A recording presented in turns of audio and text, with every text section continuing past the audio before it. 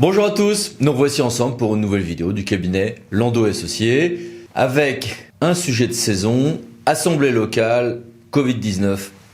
Quel régime pour la collection automne-hiver 2020-2021?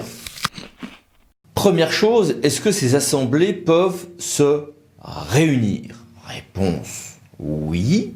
Certains nous disent, ah oui, mais il y a le couvre-feu. Non, il n'y a plus de couvre-feu depuis le décret du 29 octobre 2020, même dans les zones où il y en avait. À quel cas cela correspond-il dans l'attestation? Est-ce que c'est la participation à des missions d'intérêt général? Est-ce que c'est la convocation judiciaire ou administrative pour se rendre dans un service public? Voici la réponse de la DGCL. Est-ce qu'on peut changer de lieu pour avoir une salle qui permette de respecter les gestes et distances barrières?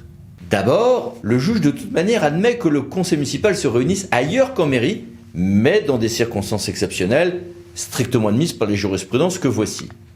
On peut rappeler aussi que le conseil municipal peut toujours délibérer pour définir un autre lieu de réunion, mais à titre définitif. Loi Gatel. Le droit des communes nouvelles d'ailleurs est encore plus souple, avec des règles un peu compliquées d'ailleurs, que voici, là aussi, issues de la loi Gatel. Et puis quant aux EPCF, ce qui était propre, ou aux syndicats, ils peuvent se réunir en tout lieu du territoire intercommunal, mais faut-il qu'une délibération ait adoptée en ce sens au préalable? En sus de ce droit commun, que prévoit le décret du 29 octobre 2020 modifié?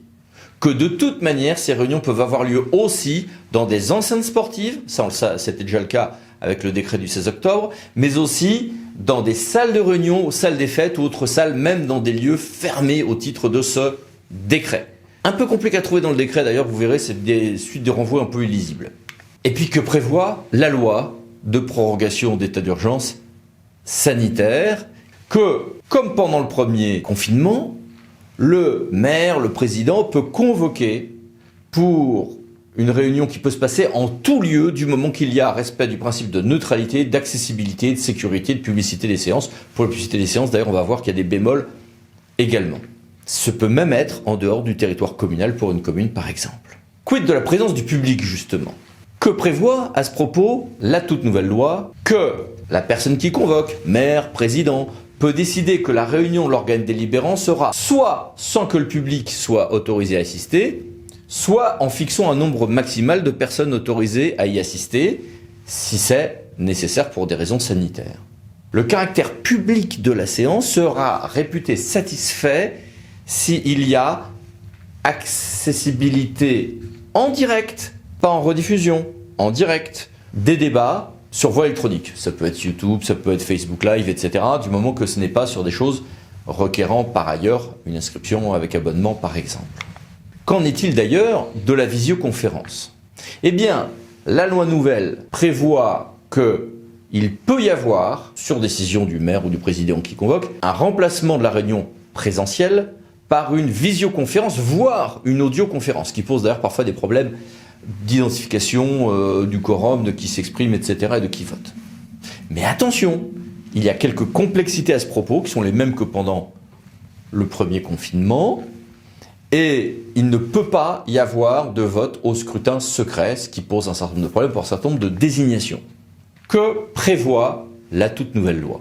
On revient à un quorum abaissé à 1/3 pour les organes délibérants des collectivités territoriales, les commissions permanentes des conseils départementaux régionaux, les bureaux et les commissions permanentes. Avec faute de quorum, nouvelle convocation à 3 jours francs. Et pareil, l'élu qui est là en présentiel peut avoir donc 2 pouvoirs, comme lors du premier mandat. Bon courage pour tenir le coup pendant cette période un peu compliquée. Merci, à bientôt pour d'autres vidéos du cabinet Landau & Associés. Au revoir.